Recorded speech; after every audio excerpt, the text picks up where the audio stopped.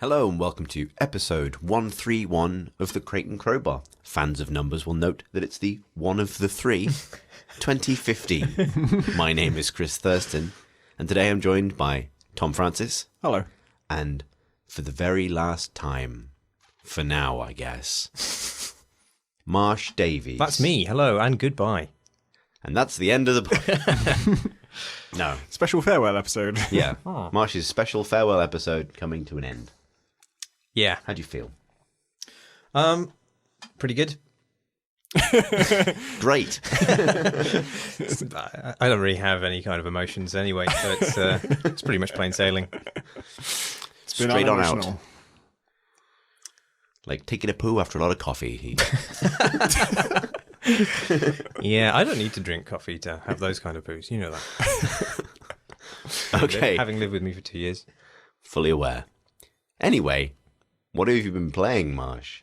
I've been playing 2 games. I've been playing SUPERHOT, which is a super game. It's a first-person shooter where time moves only when you move. In fact, I think actually, reading the synopsis on the Steam store page, it seems like they've really taken to heart your, Tom Francis's, dictums about how to write game descriptions, how to sell, because it's one of the best game descriptions I think is out there. Anybody who's thinking about how to pitch their game should look at that game description, and also Tom Francis's advice on how to write them.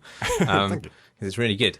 Time moves only when you do. So as you move, time starts to move, and bullets start to come towards you. This is quibbling of the petty order. Right, but, yes. I see where you're going with this. Well, it was about an advert. Right? They have this great advert that was on Eurogamer and probably other places where as you scroll the page, the movie moves only when you scroll. So it's just like time moves only when you scroll.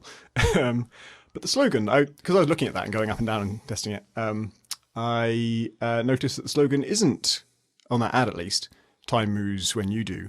It's something like time only moves when you move. And it's just like just 2 words away from being really elegant. Oh. I was trying to think, is there some reason for that? Was it confusing to say time moves when you do? It's also not true, because time does move in the game, even when you're standing still. But just very slowly.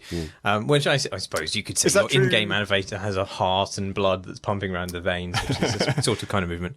Is that true even if you don't move, if you don't look around? Yeah. Right. Yeah, there's a special mutator, at least there was in the beta. I don't know how to unlock these, where actually time is completely still. So this is, anyway, it's a series of kind of extremely short arena levels where red men made out of glass come at you with different kinds of weapons, and you blow them to pieces with an arsenal, and you can punch them in the face and throw objects at them. And when you do that, they stun, they drop their weapons. You can catch their weapons in midair and then shoot them with them. And everything, it becomes almost a sort of pseudo puzzle game in certain of these levels, because you're working out exactly where you need to be at what time in order to avoid bullets and get the correct sight lines to pop enemies in this kind of slow motion ballet of bullets. Ballet. Yes. Very hard to write down that joke. Yeah, that's true, actually. That's a joke that only works on a podcast or a video. There you go. You got money's worth. That's what the Patreon is all about. What do you want? And there is a sort of plot tying these things together. It's framed in a kind of really cheeky, metatextual way where you're in this sort of... You appear to be hacking into some weirdly crude remote computer system. I'm not quite sure exactly. I mean, You're given a hack of the game. You're given like a Wares version of SuperHot, and then mystery unfolds. Yes. But are you playing the game, or is the game playing you? Or is it real life? And it's kind of witty in the way it plays with that notion. As you're pulled further and further into what appears to be some sort of simulation which may have effects in your world, if not the real world. And I don't think it's deep in any way. I don't think it moves towards any kind of profundity, but it is just kind of amusing. I was really surprised because I played like an alpha version ages and ages ago where it was just the core of the game. So it would it just started straight into the game, then you shot someone and then the level ended and it did the super hot thing a couple of times, and then every level That is what. That's when Sorry? a guy says super hot. Yeah. Super hot. And then every level starts with like a slogan, which is still true in the full game, where it just says like the deal went south or something like that, which is great. And that was it. And so when I started up the full version and it was loaded into like a DOS type interface and had this framing device about it, my initial reaction was that this feels like a framing device too far. Like it was already beautifully simple. I love just the idea of just being like, when it just says the deal's gone south and you've got a gun and there's 3 people in front of you, that's all you need to know. Like I like the simplicity of that and how brief it was. So I was a little bit worried about more. I don't think it's too intrusive. I mean, it does actually strain your patience at points, I think, because you are just interested in shooting the men's. But I mean, it's kind of sufficiently playful that I think it gets away with it. And then after you've completed this very short campaign, you unlock the endless modes, which are essentially challenge rooms where you see how long you can survive popping dudes in these environments. And I don't think they really work, unfortunately, as a score attack at all, because they're really easy to exploit. I've found places where you can stand in quite a few of those levels where you are just then invincible, because enemies just will one by one come around a corner and you'll hit them with a katana, which most of the melee weapons in the game break after a few hits, and the ammunition available on any single weapon is very limited. So there's a constant incentive for you to be moving around the room, taking weapons from other people or from the environment and using them and then discarding them. You can even throw weapons that you've run out of bullets for at enemies in order to stun them and then take their weapons. And they seem to shatter when you do that as well, which is good. But the katanas don't break ever, as far as I can tell. And so you can just stand around a corner and wait for people to come past and just cut them in half over and over again until you're bored. Whatever reason they had for making weapons break, seems like you should have applied it. Yeah. They must know about this exploit, or they must have been aware of the potential for infinitely reusable melee weapons. I think that's fair, and those are hopefully fixable things. I think the one of the purpose of those survival modes, though, isn't simply the high score. It's kind of the replay you get when you finish. Because when you finish a level in SUPERHOT or in the endless mode, you see the real-time version of what you did. So you see the version of what you did. Do you think that looks good? I think it does, yeah. Or it can do, depends how you're playing. But part of my reason I played the full game, but when it was released to Kickstarter backers, because I backed the game on Kickstarter. Oh, it's different to that. What? That was the beta they released to Kickstarter backers a few months ago. The full game's got extra things. I imagine it has extra things, but like that, I played to the end of the campaign, and because this was a press build, so yeah, I got that. It's longer. Oh, really? Okay, yeah, there's definitely. I mean, you should definitely play it. Survival mode was more or less the same. There's a new mechanic in it. Okay, cool. But nonetheless, about survival mode, which sure. is more or less the same. Like, I really enjoyed seeing how long I could make a kind of katana combo work, because you can do things like slice bullets in half. If you can hit them with the katana in midair and stuff, and then you can throw the katana, because it isn't destroyed, it sticks in somebody, and then you can sort of duck under a bullet, run up to them, pull it back out, and then slice the bullet out the air. And when you do all those things in succession, it looks really cool. Yeah, I think all that's true, and I still obviously enjoy it to do cool stuff. Though I think one of the problems it has is it incentivizes you just to go for the raw number of kills, because everything is sequentially unlocked by the number of kills you get in any previous unlocked mission. So there's a kind of grinding necessity there, which then tempts you into doing the kind of path of least resistance stuff to get all the content unlocked. I know that's not how you should play. You should be playing for the kind of the joy of experimenting with the mechanics. But when you've got this kind of apparatus set up around it to kind of lead you through it, it's very difficult. It's a psychological trap, as all these kind of grinding systems are. It kind of needs a system where you have a combo, bonus that builds every time you get a kill with a different thing. So 2 kills with the same things twice in a row loses your combo. Yeah, there are that kind of thing. There are ways to play through the main campaign again, which set you extra challenges, which is which is cool.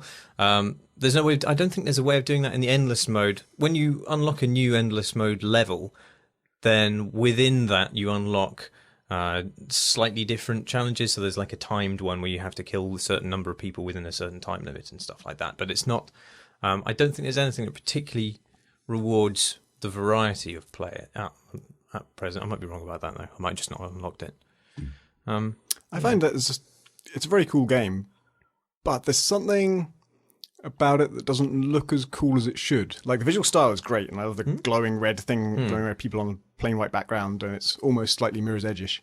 But every time I do something cool in it, I think, on paper that was really cool, and on screen it was quite cool. There's something just slightly awkward about every interaction. I thought it might be like a sort of something to do with animation or something like that, but it could also just be the time moves when you do thing is so it's actually really restrictive for depicting anything. Like, anytime they want anything cool to happen, it's going to stop, and you're going to have to decide at what rate it plays out by whether you move or not. And also, as far as I know, there's no way to kind of stand still and progress time, right? I mean, other than the fact that it progresses extremely slowly.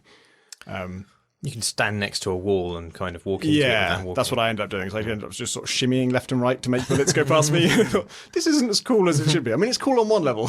Yeah. And so there are things where, someone's just been shot in the face and you want to see them go, but actually you don't need to move right now. So nothing happens at all. And then you realize, I guess I've got to shimmy a bit to make that guy go, and to make that bullet go past and stuff like that.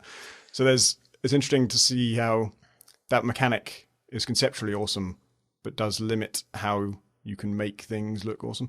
Although, actually, thinking about it, I have watched a bunch of replays. That replay thing that they let you see is also exportable, and they have their own website for it where you can share them, which is a great thing. And I watched a bunch of those on there, and I hadn't played the full version at the time, and I still haven't played more than like 3 levels. And I got the impression like none of them looked. I could tell what they were doing was probably impressive without having played it. I couldn't really see it. Like, as a guy running towards 2 people with a katana, and he deflects every bullet with a katana and then kills them both. And it looks kind of rubbish because like it looks like he's just like Jedi Knight where you auto deflect or something. Like, I have no sense of the skill that's involved in that. And so it just looks like they have no chance, and he just walks down a corridor and kills 2 people. And there's a bunch of stuff like that where I thought like, probably if I'd played this and knew all of the ins and outs of why that's so difficult, I would see the finesse that's going on here. But just as an action movie scene, it doesn't look that cool. It's very hard to see the little bullets, and it's very hard to see everything that's going on. So I don't know what it is exactly that's. The reason I sort of especially put it under extreme scrutiny is that on many levels it's like a game I've always wanted to make. I'm obsessed with slow-mo, and I'm obsessed with throwing guns at people, and like sort of given these basic weapon objects, just all the crazy things you can do with them, and like say throwing a sword into someone and then pulling it back out after you've dealt with someone else. And so I'm expecting this to be my favorite game of all time, and every time it falls short of that, I'm always thinking, why isn't that? Why isn't this as cool as how I imagined it? The other thing, I don't think they've done this exactly, but the thing the replay thing is close to something I've always wanted, which is what they've done is you play it in extreme slow motion or very variable motion, and sort of strategically plan out your exact moves, and then it plays back in real time, and you see this incredible flow of extraordinary abilities that it would be unrealistic for you to have executed that quickly and that perfectly. And I want that, but I also want to be able to save and load in the middle of it, so that the replay is just stitched together from all the bits that I didn't reload. So, doing something extraordinarily difficult, and it takes you 100 attempts, and every little time you succeed, you quick save, and every time you fail, you quick load, and you stitch together this perfect thing. And then the replay just shows all the good bits, in one long, because it would be one long continuous perfect playthrough, and it would look like you did it perfectly first time. And I guess this is close enough to that because, with time going that slow, you can perfect anything more or less. Yeah. I think my problem with the kind of the replay mode is that it's the visual representation of it's designed to be seen a lot slower. So there's no, for example, there's no sense of body movement. There's no head bob. You don't get a sense of your body lurching as you move, as you do in other kind of. In most first-person shooters today, you have a sense of kind of physicality, and that's kind of strangely absent because you seem to be kind of like just scooting as though on air around these maps, and your hands are doing kind of flapping in front of you, knocking people over and stuff. But I don't know, it doesn't quite satisfy me. It looks amazing when it's slow, but I just find that the speeded up version doesn't quite sell me on the fantasy in the same way. But I don't care. I just skip them. Like, it's not an impediment. Yeah, it's something I think about a lot because I'm a lot of the things you can do in SUPERHOT, you can also do in Heat Signature, like throw guns at people and throw melee weapons and a mixture of melee and shooting and extreme slow motion. And one of the challenges I have right now is I'm kind of like, for the moment, I'm making the player decide when to go into slow motion. And if an enemy shoots at you, I do auto slow motion. And what I'm probably going to do is tweak it so there's more different times when I put you in auto slow-mo. Like if you smack a guy in the head with a wrench, maybe that goes into auto slow-mo. But designing that is kind of an art more than a science. So it's interesting to see like what things work and what things don't. And that's, what I am going to be able to do, because I haven't got a time tied to motion mechanic, is that when you hit someone in the face with the wrench, I can just make that go into like ultra slow-mo at the moment of impact, and then time can speed up at the exact rate that I want it to. I think it's called ramping, the thing they do in like 300, where every blow kind of slows down at the moment of impact and then speeds up as it comes out, and just sort of playing with timescale like that. Is that like the cinematic technique? Yeah, I think so. Okay, right. I think that just means adjusting the time scale, up and down smoothly. I think, sorry if my voice is going. I think SUPERHOT does, when it works, and if you sort of let it or play to this, it does achieve kind of like almost dynamic ramping, basically, in that if you don't waggle to advance time, for example, if it had a way of encouraging, then maybe that's the thing it's missing, is a way of encouraging you to not waggle. Like if every sort of tenth of a second you used counted, then it would make more sense to use that time to kind of point at the next guy to be moving towards the next weapon, to be using the time very efficiently. Then I think you create this thing where you kind of, and I think the sound plays a role in this as well, because I actually do think it creates a really good sense of when you've hit somebody, because you have that thing of, you bring the gun to bear, you fire the shot, and then you can kind of look away as soon as you know the bullet's in the air, because you know where it's going to go. And then you'll see, sort of in the periphery of your vision at that point, sort of like that guy's kind of like glowing, glassy remnants kind of like spray past you. And I find that actually almost more satisfying than watching the animation. And I think it's probably one of the reasons why it was quite important that they went for that sort of like super abstract, red glass people thing. Is not just because it's, it is probably easier to sell convincingly than to try and do massively high fidelity graphics, but also because the game has to sell like a kind of an actual kill very quickly without time passing. Like the fact that the moment a bullet hits someone in SUPERHOT, even if it's just for the 10th fraction of a second, they instantly begin to shatter from sort of the point of impact outwards. It gives you, like, you wouldn't have that if the bullet was actually just sort of vanishing into a flesh bag, a flesh man. You know what I mean? Like bullet hit glass man break. Bullet hit flesh man sad. You can have the flesh man erupt and just a shower of blood in all directions. Yeah, but that's what games traditionally do, right? Like in order to sell your bullet, like look at Rainbow Six, an otherwise ostensibly realistic game, but if you shoot someone in Rainbow Six, because it's so important to communicate that information, strawberry jam everywhere. Yeah, it's like they wear their jam on their sleeves. Yeah, it is. The sound design in it is amazing as well. I mean, sounds sound cool when they're slowed down and sped up anyway, but that's true. But but there's something really nice about just kind of the way that sounds kind of break. I mean, BRAKE. I mean, like this kind of, you suddenly abruptly stop, and this kind of sound of shattering glass suddenly becomes a completely different audio experience. Like, I don't know, it's really good. It's a bit like scratching or mixing. Yeah, it's good sounds. Nice. Good sounds from glass men. Pleasing glass man sounds. I really liked it. The bit of the beta I played. I think it's great. It's definitely worth your money, I'd say. Somebody else been playing something else? Who's been playing something? What have you been playing? One like. I've been playing what's it called? The Flame and the Flood. The Flame and the Flam. Is it the flame in the flood or the flame and the flood? Flame in the Flood. Is it? I thought it was the Flame and the Flood. I might be wrong, but I thought it was in. I know I got this consistently wrong throughout my entire piece I wrote on it, but the ninja changed it before anyone noticed. Maybe it is and. I think it's and. Anyway. Who cares? Knows? It's a top-down survival game in which you raft down a very fast-moving river and stop off at various alcoves in foresty terrain and scrounge around for bits of plant and salvage. That's what I was trying to say. Things you need to survive. It has a lot in common with Don't Starve, if you ever played that. The 2D kind of Edward Gorey style art survival game. And this has a bit of a different art style, and your character is 3D, but there's a lot of like 2D sort of painted looking stuff in the background. And it's just been released like in the last week-ish. But it's been in early access for a long time, and there's been versions of it around. Has it been in early access? Am I lying? Yeah. I knew like you had played it, and I know lots of people who have played it, and then I realized all the people I know who've played it are journalists, so maybe they just had press versions. But anyway, it's I think it's a little bit ropey. I waited until it was finished because I'd heard some positive things, but some mixed things about it. You've talked about on this podcast before about it, Marsh, that you had a pretty bad experience with it.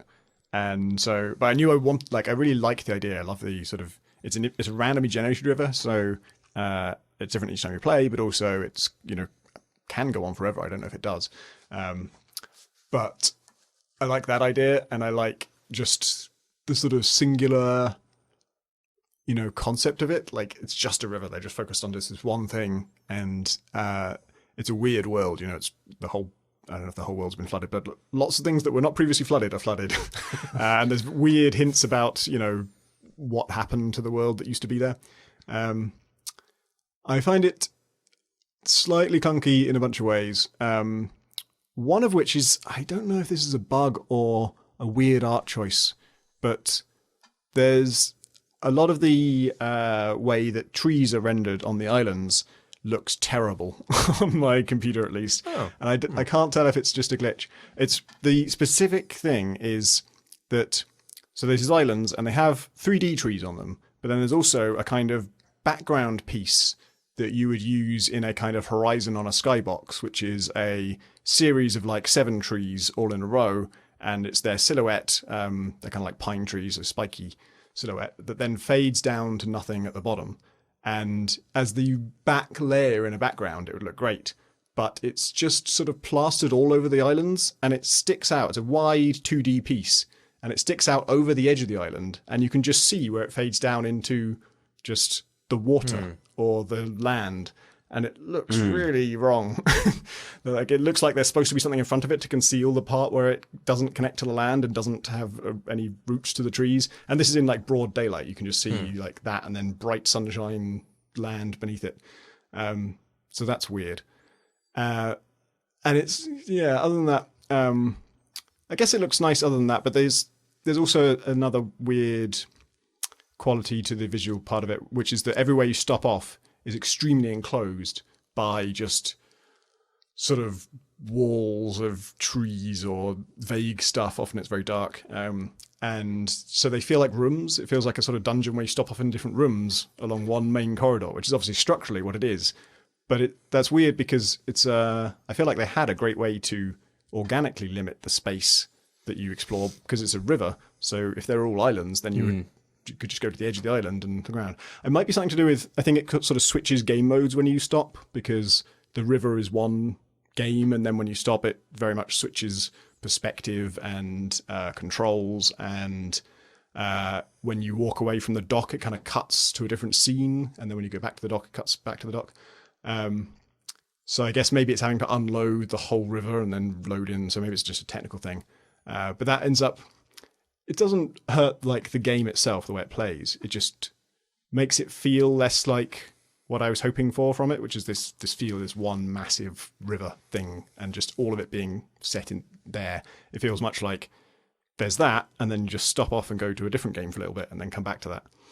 In terms of like the difficulty and what you do, I had quite a good run on my first life where it shows you a map afterwards, and it's randomly generated, so I guess it's different every time. And I don't quite know what it's showing me, but it looks for all the world like I travelled an enormous distance down this huge winding river, stopped off at all these different places, and then I got to the mouth of the river, and it looks like it's opening out. As far as I can tell, it's like my vision ends right here, but it looks like it's opening out into the sea, like just massively wide, and I died right there. So I didn't get to find out what's beyond that, and I don't want to know until I actually get there in the game. That's a visual thing. Okay. It's a river. And that, I don't know, it was going great, but I like it when it's about taking shelter. And my favorite thing in it is that when it rains, you are wet. That sounds dumb. And then you have to do something about that. Like that will make you colder and colder and colder until you find either somewhere to sleep or a fire to dry off at. And there are a couple other ways of getting rid of it. And that's never been mechanically a problem. It hasn't driven me to do anything desperate or unusual. But it just feels great just to stop, like, oh, I need to stop somewhere, so I'll stop off at this church and I'll sleep in there, or I'll sleep in this old disused van until I'm dry again. And also you can fill up your containers with clean water when it's raining. So it's like it ties into the water system as well. It's constantly pressuring you with all these like timers of hunger, thirst, warmth, and rest. And I'm not usually a huge fan of that, and it's pretty harsh. They're all going down pretty fast. I was hungry recently, and I just like gorged myself on like corn cakes and baked yucca and meat and stuff, and I was still only at 70% food, and then within 5 minutes I was back down to hungry again. So that stuff feels relentless. I'm kind of okay with most of that. The thing that really bothered me is that your inventory space is very limited, and your dog, you have a dog, has inventory space, and you can transfer things to him freely once you're in your inventory, and your raft also has some inventory space. But switching stuff between those is just a fucking hassle. There's just not in any way pleasurable or nice or convenient, and it almost seems like going out of its way to make it awkward for you and to kind of force you to fuss with the inventory system. And the inventory system makes no sense, like a lot of game inventory systems. Everything, if you have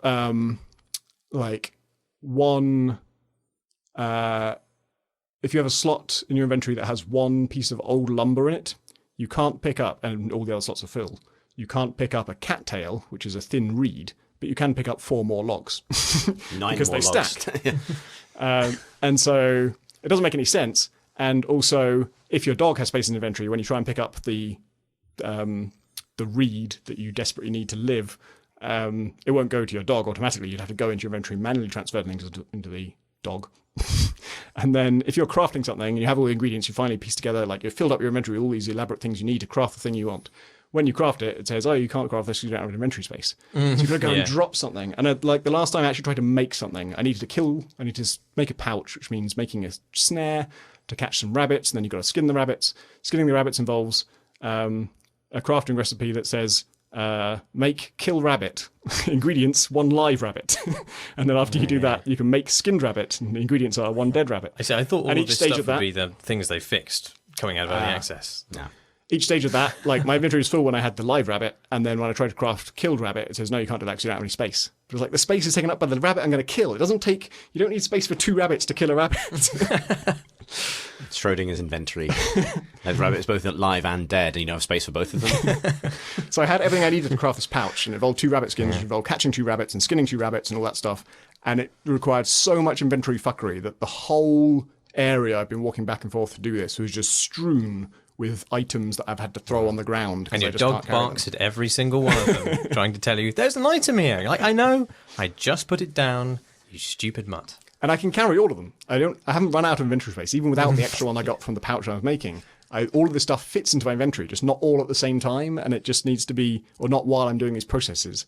And it just feels like that's so much faff. I don't want to deal with any of that. I just want, if I can carry all this stuff, then just make it happen. I don't care about whether it's on my dog or on me, and if it could be stored on the raft, have my fucking dog carry it to the raft, or just solve this problem for me. Like that, it doesn't feel like, particularly because the problem is, my inventory, like it's difficult to drop things because everything is so useful. Like I've got, things that heal wounds and things that feed me and things that restore health and things that are vitally important for crafting. And so it feels bizarre that my biggest problem in this survival fantasy is I've just got so much useful stuff I can't carry it all. I'm just loaded down with valuable things that I can't fit them all in my pack and my dog.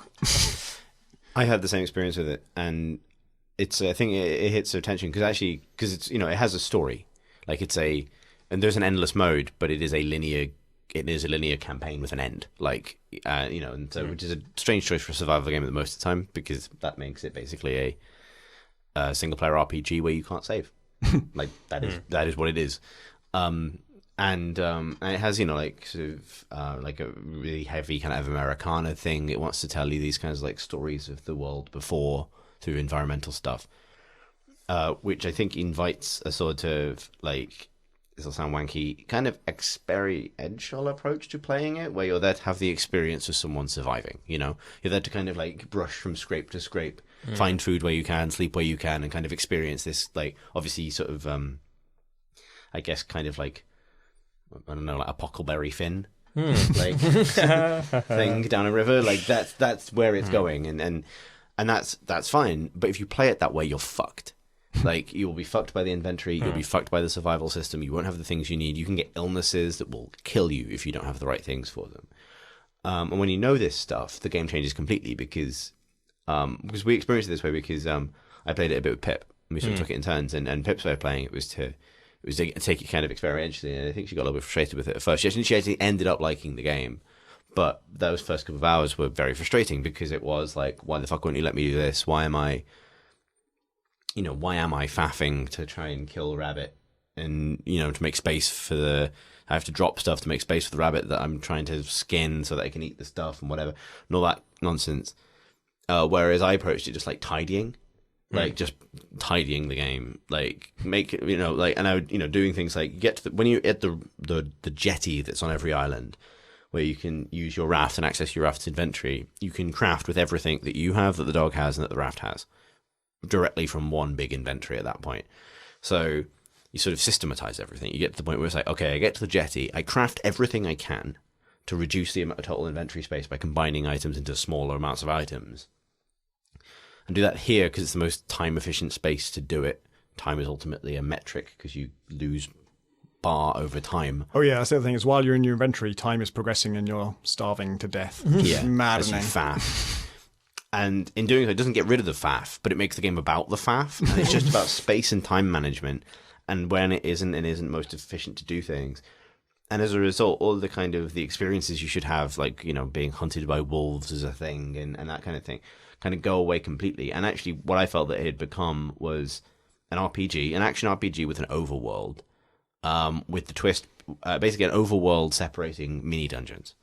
And every mini dungeon had a chance to contain loot or monsters, but the thing that made this unusual as an RPG is that you have to spend resources to kill monsters, which is the thing that changes it from an RPG where you can just hit things. But beyond that, it had become an RPG, and it kind of, all the survival trappings, and that includes the atmosphere and everything else, sort of completely fell away from it as it became purely a game about resource management over time. And that, I think, is fine, is actually quite satisfying, because there is a satisfaction of being like, I have one of everything that cures every ailment in the game, so I can survive everything once, and then I can double down on the things I need two of, and so on.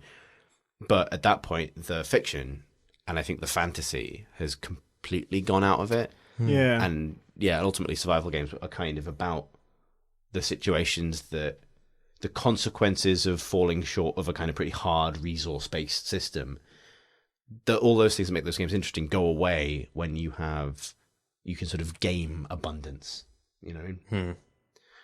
I think I never found out that, there was that ideal spot to craft where you have access to all those inventories, because I actually forgot that I had my raft inventory every single time I docked anywhere, like without fail. And only when I ran out of inventory space did I remember, oh yeah, now that I look at my inventory, there's this bunch of space that I've never used in my raft. And it was because I was engaging with the experiential thing. I was so excited about this fantasy of surviving, going down this river and traveling. It's just this journey that every time I docked, I was excited to explore the place. I ran off to explore the place and then forgot that, oh no, I should have thought in systems terms and just waited there and dealt with all that shit. Yeah, it's funny because like it's that sort of tragic double bind where there's a journey and a story, and you should want to go on that story and experience, like, you should. The promise should be that you experience the linear narrative of the game and discover the world and then the things that happen to your character, while also having the dynamic narrative of what specifically happened to you in terms of survival. So the story of, I hid some wolves in a church and in the rain, and then I had to like eat my last bit of supplies and gamble on it, or I had to trade my last bit of supplies for something else and I got sick and all this stuff. That should be the sort of dynamic story that happens alongside the linear story. But the problem is, if you let the dynamic story happen, you'll die. You'll fail, and you'll have to go back to the start again. And it has a sort of system to mitigate the effects of disaster, which is somewhat inconsistently in the version we played. The dog's inventory carries over after you die. That's the whole point of the dog. Oh, so he never dies? No, he's immortal. Ah, right. And so he will find, because like the opening cutscene of the game has the dog drag a backpack off a corpse and take it to you and then find you. Like the implication is that's the other you, that's the previous you. And then so the dog is always carrying its backpack to the next person. And so you can plan for that thing. Like if you're dying in the wilderness and you can't survive, you can just load the dog up with stuff that's really useful to skip you ahead on the next run, which is a good idea. But the problem is that if you try and get through the story that way, having like a purely experiential experience every time, and then every time you fail, bequeathing your best stuff to the dog, it'll be a huge grind. Whereas the moment you start to game it even slightly, it becomes incredibly easy. And that's it's a SUPERHOT problem. It's the same thing again. And it's like, in a game where it's like, this is a campaign that will take you a good couple of hours to beat.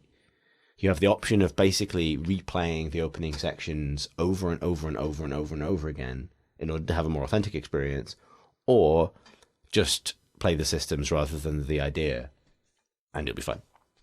Which is, it's a yeah. It's a yeah. What have you been playing, Chris? So I've been playing another. Was that kickstarted Flame in the Flood? I'm just thinking if we're going to be. Yeah, it was. So. Was it? Yeah.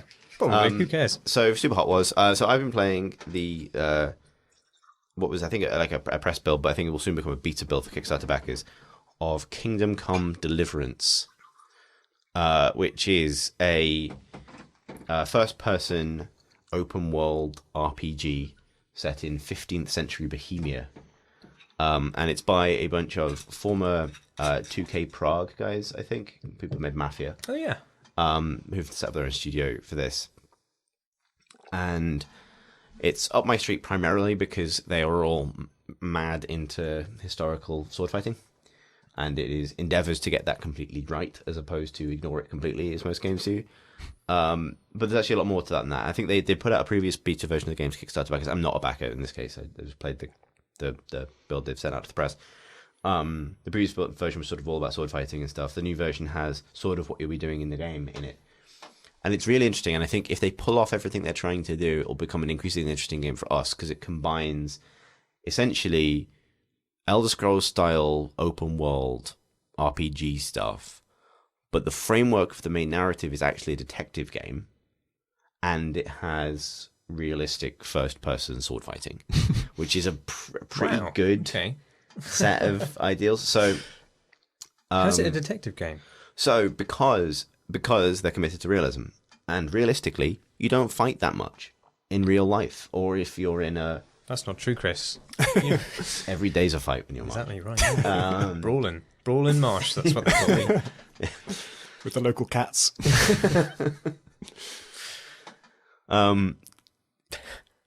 But those lies notwithstanding, they basically, and it's the same commitment that drives something like Armour. Like I wrote a brief PC game, and I don't want to paraphrase myself too much, but the comparison I made is like there's a sort of Skyrim-ness to the fact that it is an RPG. You have a paper doll of your character that you can equip stuff on.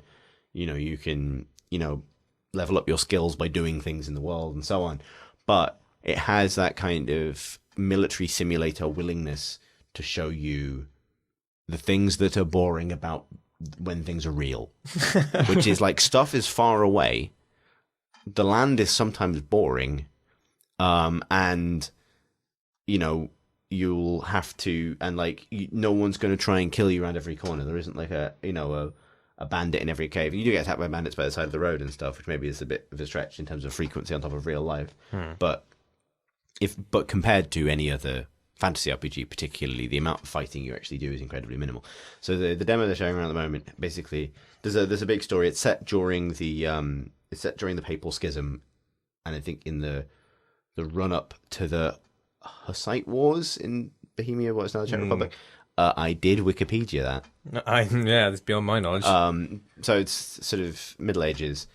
There's a big, basically the Holy Roman Empire is falling out with the papacy over a bad Holy Roman Emperor, that kind of thing. And that's all super top level, because you are in a rather cliched way, the like son of a blacksmith and your village is burnt down and then you're sort of sent into the world.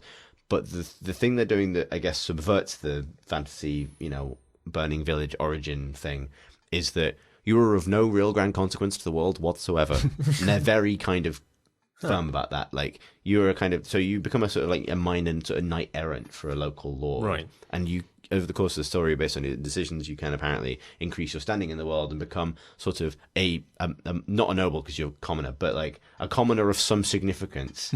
But history will happen as it happened. That Like, sounds great. like So you don't save the world from a demon incursion? no, you're not saving the world. In the background story for the bit I played is you are in the run up. So basically, a stud farm near a castle has been attacked. All the farmers killed, but also all the horses slaughtered, and these are war horses.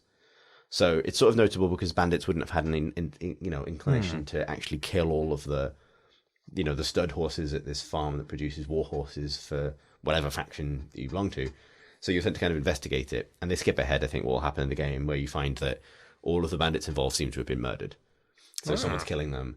And you find out at the start of the demo that I played that there's one of them that is repeatedly still alive, but has sort of vanished from the village where he lives, and you only have his nickname to go on.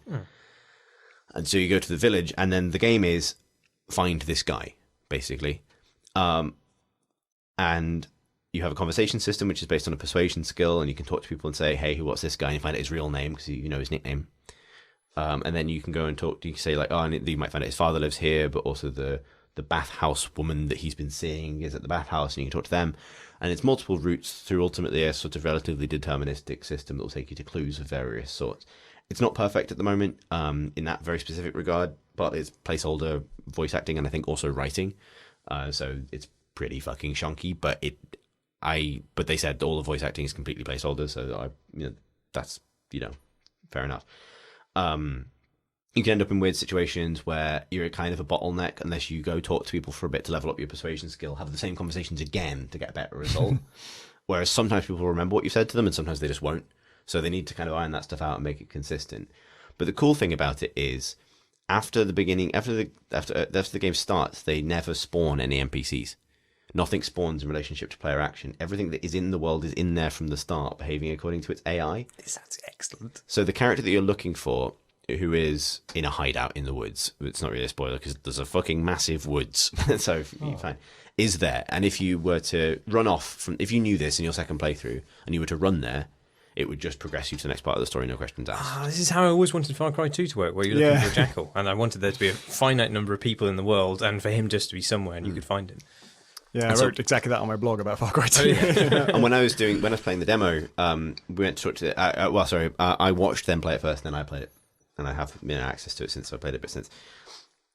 They did the thing where they went to talk to the innkeeper because various reasons the innkeeper is one of the people who's kind of involved that you can talk to. And then the background, when you talk to someone, it's cuts to like a third person Mass Effect style back and forth kind of thing. In the background, during one of the shots where it was looking at my character, these two sort of dudes with weapons, but not like particularly belonging to anyone, sort of sat down on the table, and the developer laughed. And I was like, what? And he's like, oh, those two guys are hunting the same guy you are, but you won't find that out till later.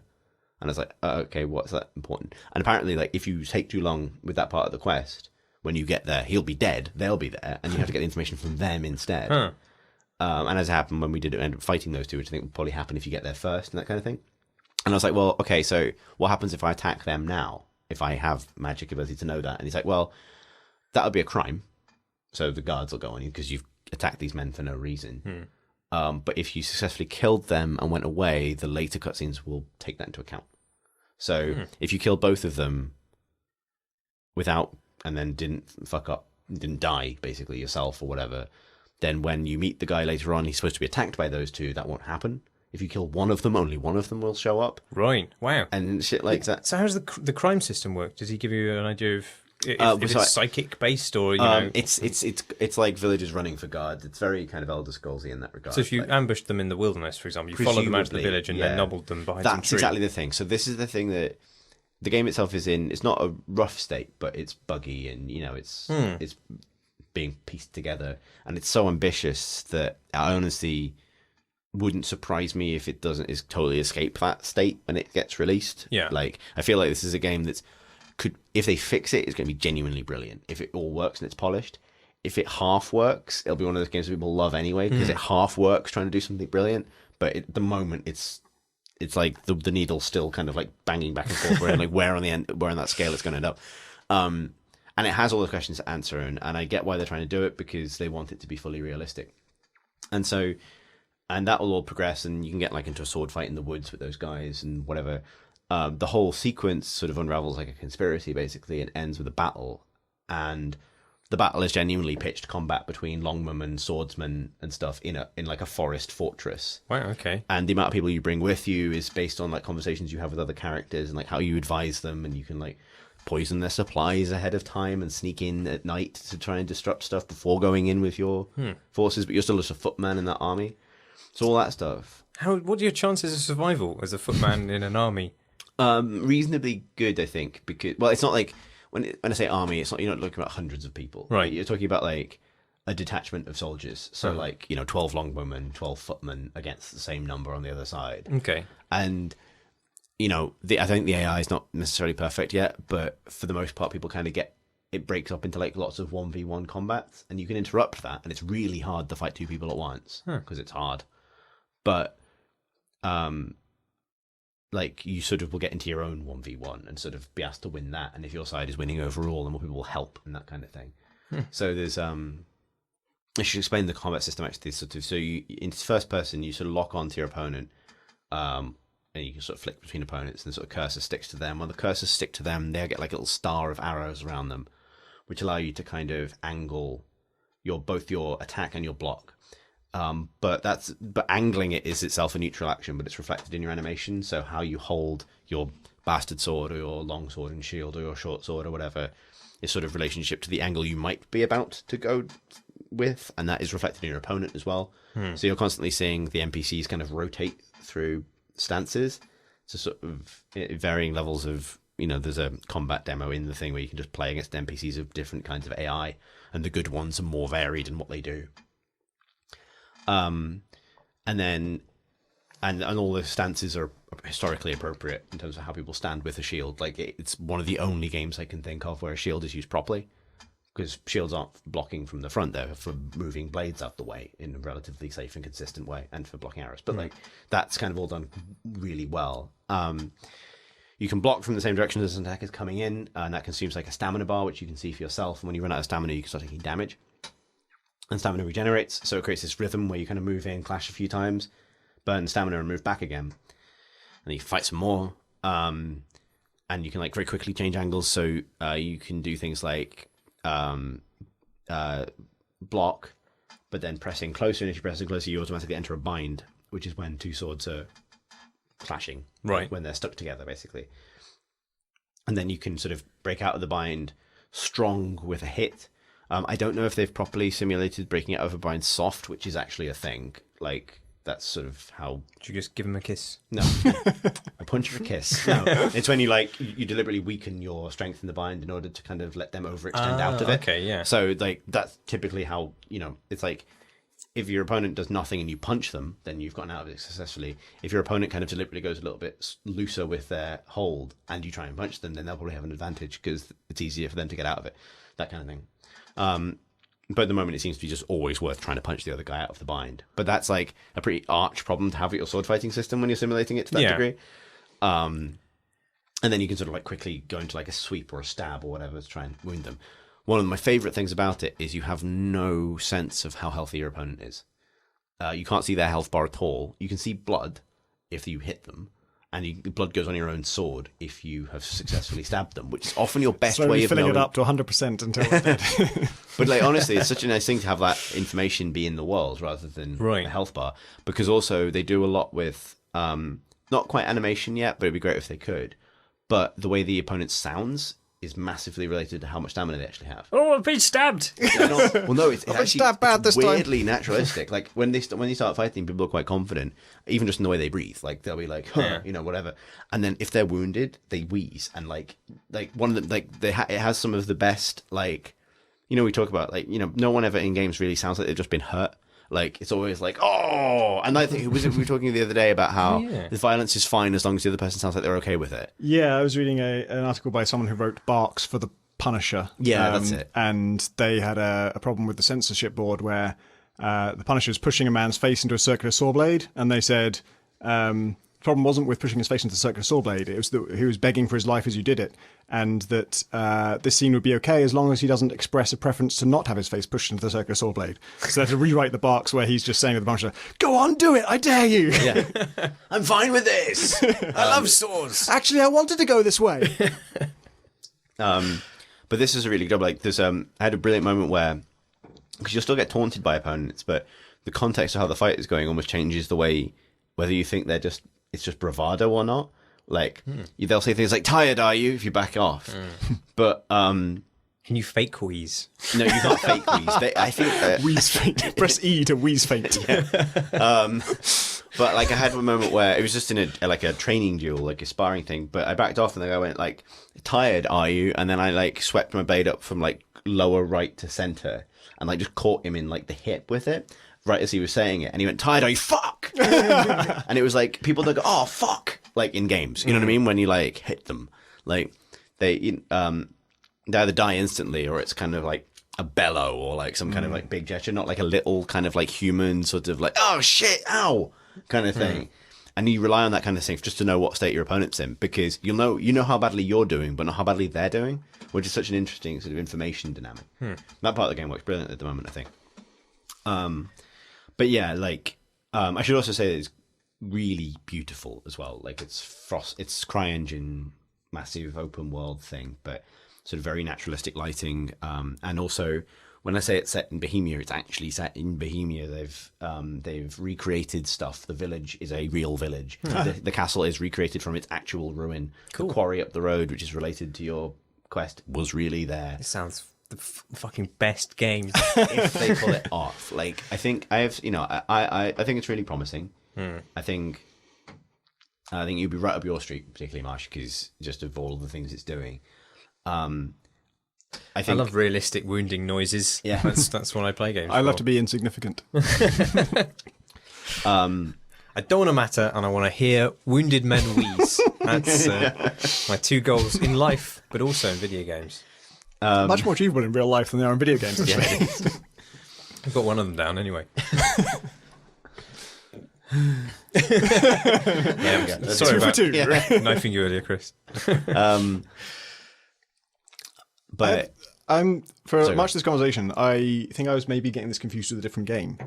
What was the game that was shown at the last E3 that was a realistic sword fighting game? Is that the same thing? The one made like by a free-form Jason kind of swipe wherever you want sword fighting game. It was like a big medieval. The bit they saw was in a big war. I'm sure you were really keen on it. Was it the same game? For Honor. Yeah. Yes. Ubisoft's multiplayer thing. Yeah, that's Ubisoft's multiplayer thing. Yeah, This okay, is a that's a totally different game. Yeah, that's like a third person. I was really surprised to hear that was a detective game. Wow, that seems so different to what they show. No, this is. Yes, I remember that. Kingdom Come Deliverance. Yeah, I don't think it's a great name, and I don't think it needs a subtitle. Yeah. Because unfortunately, every time I think of the title now, my brain, because it does this, says, "What is this? Deliver for ants?" And I can't get out of that. That's now. actually Deliveroo's next side company. Yeah, exactly. What is this? Deliveroo for ants. But yeah, so Kingdom Come Deliveroo for ants. But there's other ways shaping it to be really, really promising. And like I wanted to say, because I don't actually do that much like traditional games previewing anymore, because what I do now.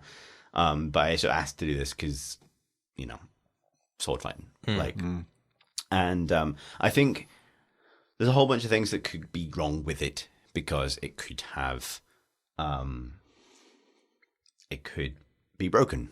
It could be that the AI doesn't really work to the degree they want it to for the story stuff, or that the story stuff isn't really as freeform as it could be, or it does sound boiling point level ambitious. Yeah, and it's potentially boiling point level wacky if it doesn't work.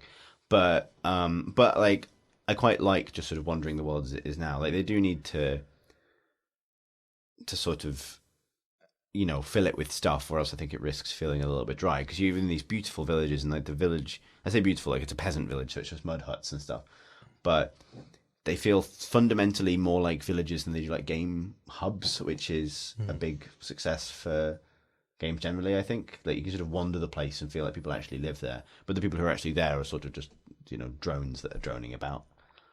So Fucking peasants. yeah, so it might have that thing where because it's realistic, you end up bored because it was probably really fucking boring then. But I quite like that it exists for that reason. Like I kind of just want to go on this little adventure. And It's a really interesting comparison to Far Cry Primal. Yeah, I was gonna ask, actually. because that's not a series that allows you to be bored anymore. They're very keen that you aren't. It's constant input and sensory overload. And in terms of authenticity, fucking exciting being a caveman, Marsh. I know what you're talking yeah. So this is is it the 5th Far Cry game now? Yeah. We had 4. I mean, we did 4. Yeah. The main series. There's been a bunch of other, Oh, sure. instincts and shit. Oh yeah, Yeah. fuck yeah. Well, yeah. So it's Far Cry 5 basically, but now you're a caveman in 10,000 BC, and you're doing all the stuff you do in Far Cry, and it's authentic to the extent that they apparently got people who know about ancient languages to come and instruct on the dialogue elements of it. Do but they talk like that amazing Neanderthal in that BBC video? 1, 2, 3. That'd be so Yes, great. that won't make Incredible any if it did. sense to anybody who hasn't seen this. We've put it in the show notes. Notes. It's one of my favourite things in the world. That video. When I'm feeling down, just watch that again. You Gives me have to right send up. me the link. But yeah. So I mean, like they've obviously done some research into realistic cavemen, but you can psychically possess owls. And it feels like. I don't know. I worry. This is. I have been enjoying it actually a lot more than I thought I was going to from a lot of the reviews, which seem to be quite down on it. I think it's fine. It's just a sandbox, and you happen to be a caveman, but it's a caveman skin on a game which is in every other way identical to previous games. Like you don't have cars, sure, but you do ride around on bears or cats. Bear cars, you say. Not just cats, but big cats. Obviously, that would- Domesticated cats. One cat, rich foot. just strap a cat to each of your limbs, roll around. I think I really hate that about it. That its relationship with animals is so obviously bollocks. Yeah, you're just constantly murdering every animal you see in it, which is probably not quite how things happened back then. Well, except for the ones you tame, right? Yeah, except for the ones you tame and then psychically possess in some way. There's no grenades, but you do have bee bombs. That's fair. You can set pretty much anything on fire and use it as an incendiary device and stuff like that. I mean, they're fun systems, but it feels like I don't know. I feel like Far Cry 2, which for me is still my favourite Far Cry, is that they came to it thinking about the kind of story they wanted to tell, and the mechanics partially emerged from that, or at least what was technically possible at the time. And now it feels like they just have this bunch of mechanics, and they're constantly trying to think of new ways in which they can skin it. And it doesn't, and that's fine up to a point. Like it can still be an enjoyable thing to muck around in, but it's never going to tell you anything. It's never going to say anything interesting about cavemen or being a caveman, because there are. I didn't know they had bee bombs or telepathic owls, so it's taught me something. And it has this insistence, and it's not just mechanically either. I think they're doing it with thematically. So there's, as with the previous 2, maybe 3, 2, as with the previous 2 Far Cry games, there's a heavy emphasis on psychedelia. You have these kind of drug-taking, out-of-body experiences, which can easily be parceled up as DLC probably later, where you suddenly become. In fact, the one I've just done, you become an owl, and you fly around an owl. You fly around an owl? You fly around after an One another owl flying owl. around another owl. Owl dog Well, fighting. you do end up in weird circumstances. That's not Weird entirely owl. implausible. Weird owl. Weird Owl I just got Yankovic. it. The main character of Far Cry Primal. If only. Yeah. Well, Sorry, I fucked that one. You fly around as an owl. you fly around as an owl. It was a strange sequence because there's no real kind of any mechanical challenge to it. It just takes up time. I'm not quite sure why it happens. But I don't know. So that the premise is you migrating, you and your tribe are migrating to a new area. It seems like part of your tribe has gone ahead and been decimated by other tribes, and you are the kind of lost members of the tribe now trying to recapture not recapture, reconnect with the rest of your disparate population and form some kind of, I don't know, minor government. Minor government. It's interesting. Like the Far Cry games has a really interesting, and I don't mean good, but interesting relationship with race, and not always like out of like I feel like they're trying, but they don't really know how to resolve the problems that they've created. So Far Cry 2 was set in Africa. I think that's actually probably one of the least patronizing games they've done, because you play as an explicitly oppressive colonial kind of mercenary. Or you can choose, can't you? You can choose that. I mean, there's a whole different bunch of races that you play as, but all of them are interlopers in this place, which has been depopulated by the machinations of rival external forces coming to kind of harvest the natural resources of the place. Aren't all of the characters you can be in Far Cry also themselves from places that have been devastated by kind of colonial? That's probably true, actually. Because like the white character is Irish. Yeah. Like and everyone else is from, like, even though you yourself are a kind There's a of South African lady. I don't know. a South African lady. Yeah, but a white South African lady. Oh, so okay. I don't know if that really works. No. Oh well, I was close enough, but like. Oh no, hang on, you can't play as her. She's just one of your buddies. Maybe you're right. Buddies. Your buddies. Two are buddies. But then the sequels to that, or no, not really sequels because they don't have any continuity between them. But then you have Bro Dude invading strangely naive population full of magic because black people are more in touch with nature kind of thing, and that felt extremely tone deaf to me. And the next one after that, I mean, I think it was better in that you play somebody from that area who's returning to it after a period of time in the West. But at the same time, I think there's a level of just touristic violence to places that are exotic, which that series has trouble kind of extrapolating for us. You're in Far Cry 3, your connection to the place is just that you're magic. Like, you are a magic white guy, and everyone likes you. And then in 4, it's that, well, you're kind of from here, but you're not. So all this place is for you, and it's just sort of been waiting for you while you go to college in the US and speak with an American accent. So, yeah they've never done it well. And this one, all of these caveman tribes seem to be made up of a very ambiguous / disparate racial grouping, which is, I think, possibly the only way they could really get out of it. Because if they made them all white, they'd be accused of making another game full of white people, But if they made them black, then they'd be accused of racial stereotyping because obviously a lot of racist imagery around black people has historically been to compare them with cavemen or lesser cultures in inverted commas. And so they're kind of in this weird double bind where they can't quite say where these people are from or who they are. Flashback to a year ago where Yves Guillemot walks out in front of V3 and goes, as we all know, cavemen were blue. It's like... Yeah, so it's strange. I'm not quite sure.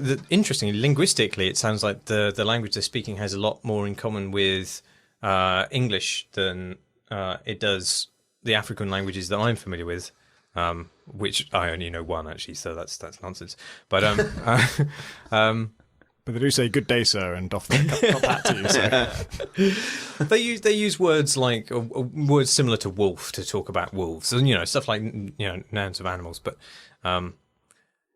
yeah, I don't really know where I was going with that. It's definitely still a problem though for those guys. I don't know what how they're going to get away from it. I saw a video clip of like the Assassin's Creed Easter egg that's in there, where there's like a crazy caveman who full on has a hillbilly accent. Oh He yeah, speaks in the language, but he has an American hillbilly accent. it's because he is a link between all of the Far Cry games, I believe, isn't he? Great. Yeah, I know, it's a bit of an in-joke. So you remember Herc from one of the games? Well, I think he's called Uruk in this or something like that. But he's basically the same character. But He was in Shadow of Mordor as well. yeah. You should be able to say hi, Uruk. I don't actually know. I laughed. I don't get that. What? Uruk-hai is the thing. Oh, yeah. If you want to hear a man sigh, sadly, while meaning nothing. So what other? I like hearing you wheeze, Chris. You know that. What other Far Cry games? Oh, he was on 3 and 4. I don't know. Yeah, I think I remember he was. Oh, yeah, I think it was he DLC in yeah. 4 or something. That's and, right. It was like Return of Hook from 3, and I'd never heard of Hook. Even though I think I completed 3. So I've been enjoying it so far. I played like 2 hours of it. All games seem to be released on Tuesdays now, which makes it very difficult to talk about them in depth. Because, Is it? I thought yeah, it it's came an out Thursday, American Friday. game release date. Oh, okay. Yeah, it's usually Weirdly, like, I've no noticed that. It's Friday until here the and last, Tuesday like, couple there. of months. It's been the case for years. I think it used to be that it used to be more common for games in Britain to come out on Friday, even if they were being released on Tuesday. Whereas these days, because it's more digital, it's more often a simultaneous worldwide release. Thus, we get more Tuesdays. Thing is, I'm a big kind of like ancient history fan, so I'd really like a game which did actually talk about that time period in an intelligent way, or tell me stuff I didn't know about it, or explore it, or luxuriate it in that fantasy in some way of that distant lost past that we don't really have a great deal of knowledge about. And yet this game, it's so keen to kind of bring it into step with all of the other Far Cry games that you have instantly. You have a vision mode where you can click and it highlights bits of wood that you can pull out and stuff like that. Oh, that's not the eagle thing. No, this is different. Okay. Yeah, the eagle mode is like Wood is vision. like a drone. You activate it, Right, yeah. and then you can use it to do bombing runs. And after the eagle spotted your owl. I mean, after Weird Al Yankovic has spotted all your enemies, do they get shown through obstacles and stuff like they did in Far Cry? no, the silhouettes don't, but you can see them on the mini map, which obviously all cavemen had. But strangely, they seem to that. I don't understand how it works because they appear and disappear from that. And there are kind of, there are things in the environments which says you'll need the grappling hook to attach yourself to this. And it's like, what? Caveman grappling hook, really. I don't know if I haven't come across any caveman wingsuits yet, but You'll get just staple a number of squirrels to yourself and then leap off a cliff. I kind of, as I understand it, the taming is just like you throw some bait out to an animal, and then while it's eating that, you can just tame it. I don't think so. I think you have to do story missions for. I don't know actually. I've only done one of them. That was just a psychedelic drug taking sequence. Right. A review I read said that you put bait down, and then while they're eating the bait, you just sort of press a button on them, and then they're tamed. Okay. Yeah, I've seen a video of might that. be unlocked later. That's how I got Chris to live with me. Threw some meat down. Just patted him on the head and said, "You're my master now." Didn't you, Chris? Yes. Look, like it's not unrealistic to tame an animal. Like that is a thing that that can be done. So I wish that it was more involved. Not that I played it, but it would be great. The thing I really want is like to have an ongoing like battle with like a particular tiger who keeps coming up and fucking my shit up, and then if that goes on long enough and we both survive, then it just becomes an alliance and like Mutual respect. Yeah, it's like look, let's just call this quits and let's go and maul some other fuckers. The tiger's like, you're not so different, you and I. We're not so different, you and I. I can speak, you can speak. I'm only just revealing this now, but it feels like I thought it was a weird decision when they announced that. I think there's just a lot of strange decisions in that. Partly it's that it goes back to that it's doubling down on what Far Cry is about, and what Far Cry is now about apparently is like, and I say this with the biggest air quotes in the world, kind of like primitive people and how in touch with savage landscapes they are. And all like there's like 4 or 5 words in that sentence that require huge, like massive post-colonial air quotes around them. Yeah. Like delivered by fucking drone. Like and as such it makes them really uncomfortable, because the association is that primitive man had a natural relationship with the wilderness and the natural order, and which went beyond hypnotizing animals into doing their bidding to riding bears and commanding owls to do things. See, I think all of that stuff is dog shit. It is dog shit. Like, that's what I'm saying. Like, oh yeah, no, totally, yeah. But I find that actually kind of, even if it's mechanically satisfying, I find it's the idea of nature being somehow magical or primitive people being magical in some way. I find that really annoying. Yeah, I find it really annoying. It undoes a lot of the fun that you can have, because I just find that objectionable in some way. Yeah, like, I mean, Far Cry 3 had you kill all the animals and make purses from them. And then maybe shoot the locks off their cages and then kill people. You had to kill a shark to make the biggest wallet in that game.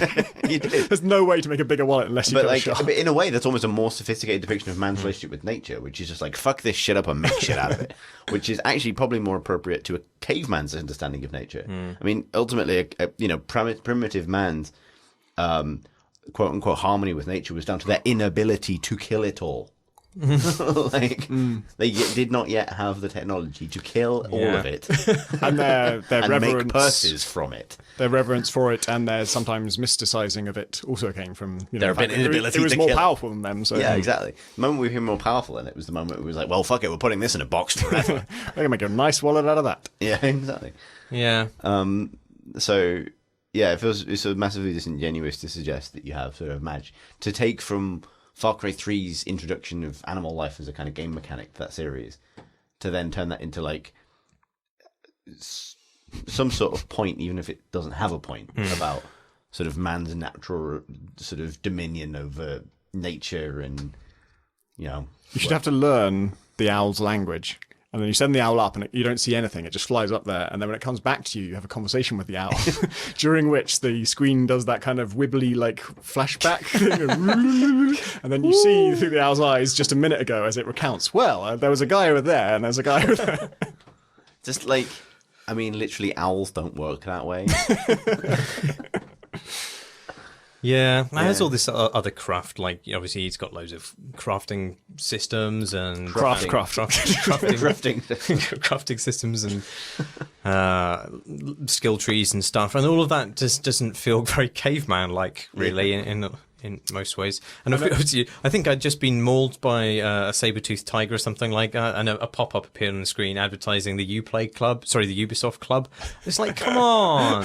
It happened in Tomb Raider as well. Some kind of Square Enix metabolics got popped on the screen. I'm just like, you guys, you've got to cut that shit out. Like, I mean, you're ruining your own games by putting that stuff on screen. I press escape in the middle of a beautiful ancient tomb in Tomb Raider, and the little tip at the bottom of the menu is that by partnering with NVIDIA, we've been able to bring you cutting-edge graphics in Tomb Raider Rising.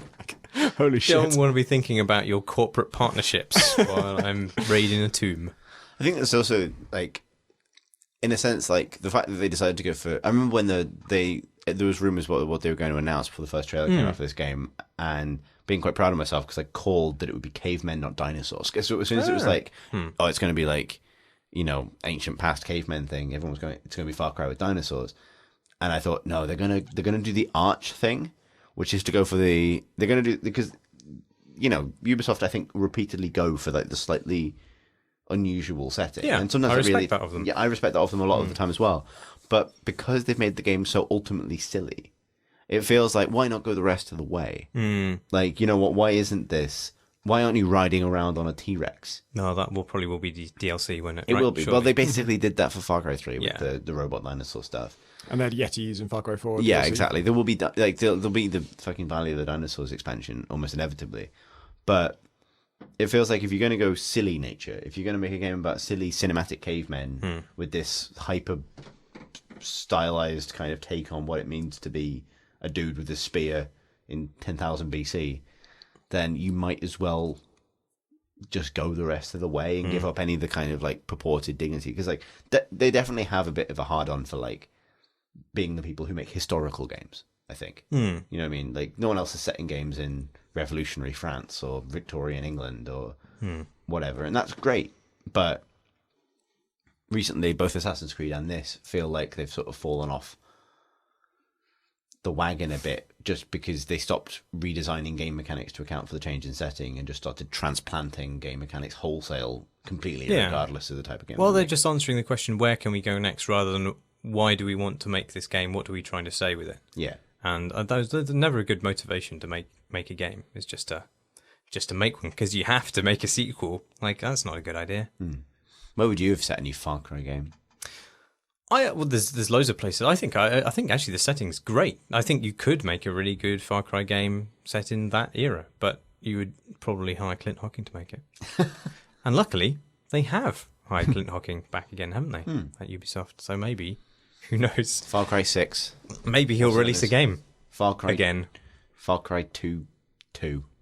Yeah. 2-2. The Bullet game. Shall we do the questions from the questions? Yes. Let's do a victory lap of all the things that we call stuff on this podcast because you said it wrong at some point, Marsh. Like, I don't know. Did I coin questions from you? questions? It could No, be. it might be me, actually. There's quite Thanks a for listening. tradition. It's definitely you. Yeah, we've all said dumb stuff. From probably mostly just me. I'm a bit pissed. Super fast on a proper horse was my contribution. Didn't catch on for some reason. Well, I mean, like, we've also individually stupid phrases because that's where we get our podcast titles from. But I'm talking about long-running things you can't escape. I think questions from questions. Actually, I think question might have been me. There's a tradition of getting talking about listeners to a podcast in intentionally wrong ways. Like, there's at least two other Readers. podcasts that do it. One of them is Idle Thumbs call them readers, like consistently, and I think as a specific intentional point, they never call them listeners, always readers. And there's another podcast that does that. I can't remember what or why. Because you mentioned after Marsh goes, we could retire fans for listening in his honour. Just so we know. That would. I feel that would be a betrayal. Okay, fine. It's your curse that you'll leave us with forever. I have to say that in a stupid way. Well, let's see if Pip says something stupid. Because if she says something stupid, we can make that the new thing. A viewer named Austin Gridder. Austin Gridder? Gridder? I don't know. Who knows? He does. Right. Hello, Wizards of the Pub. I played quite a bit of 4 but have been disappointed because the start of the game and a few other factors make it more difficult to roleplay than previous Bethesda RPGs. Finally, I decided to go back to Skyrim. After playing for a few hours, I started to fondly remember the day I got it. I was so immersed in it for days that I ended up quitting smoking because why go outside to smoke when you can shout all of someone's possessions off a bookcase? True. So I was wondering, have you guys ever had a game that helped you pick up a good habit or break a bad one? Or has a game made you pick up a bad habit? Wait, that's the same question. Oh, no, that's not the same question. Sherry, everybody. Also, what is Chris's favourite ability in Defense of the Ancients 2, the defense and lots of love, yeah, Austin. Thanks for listening, everybody! I haven't had a game like form or break a bad habit exactly, but I did find that for a while Nuclear Throne was a really good thing for me because I needed breaks and I needed to clear my head completely, but I didn't want to get distracted. And if I look at like Twitter, I'll get distracted for a long time. And if I play Nuclear Throne, I'll die so fast and be so annoyed when I die that I'll have no desire to carry on playing. And so that was like a reliably 2 to 10 minute break, and then I'd play that and go back to what I was doing. So you could argue that was breaking a procrastination habit to some extent. I've learned and made and developed and lost and bad habits in Dota for such a long time and written about it to such an extent that I won't go on about that. But I think weirdly my kind of mad investment in the Mass Effect series and its characters and the character that I was sort of portraying across all of it possibly genuinely made me less of a dickhead. Genuinely slightly believe that. That it was sort of quite a positive sort You're of... still a dickhead. Don't be down on yourself. You didn't still even got know it. me when I was really a dickhead. You're not really. No, I'm actually, yeah. But, so yeah, probably. I'd love there to be a game that would, like, genuinely solve problems like procrastination and faffing about. But I don't think, though, I think games are responsible for that to such an extent. Like, the game I want is the game that encourages me to just actually write something that's not about games. But that might be a self-defeating kind of... There's a writing app I saw linked today called the Most Dangerous Writing App, and you have to keep writing, and if you stop for more than X seconds, it deletes all your work. Oh my god. So you can't get distracted. You have to just plow. That's actually pretty rad. That might be what I'm looking for. Did you want me to answer the thing about Dota abilities? Oh yeah, do it. Go on. So yeah, Rubik's Spell Steal. So I've written about this before. So the ability to have a character that nicks abilities from other characters and uses them, that's kind of a cop-out answer because it's basically the answer is every other Any spell in the ability. game. But the fact that it's capable of existing in Dota is, I think, one of the things that makes Dota sort of fundamentally different to every other game of that genre we won't name. in that every other game designs their characters as like kits. The word kit occurs in like League of Legends and Heroes of the Storm and Smite to kind of, because everyone has sort of interdependent abilities. Everyone sort of is designed with pre-built combos and passive powers that fire off their regular abilities and so on. Dota doesn't work that way because of the way the Warcraft engine worked. Spells exist in isolation, and therefore they can be nicked and strapped to other characters. And that's the thing, the role that passives fill in games. Like passives being like sort of standard innate powers that your character has at all times that relate to the way their abilities work. That makes very visible something that's super complicated in Dota, which is more to do with like stat growth and base attack times and crazy sort of systemic stuff.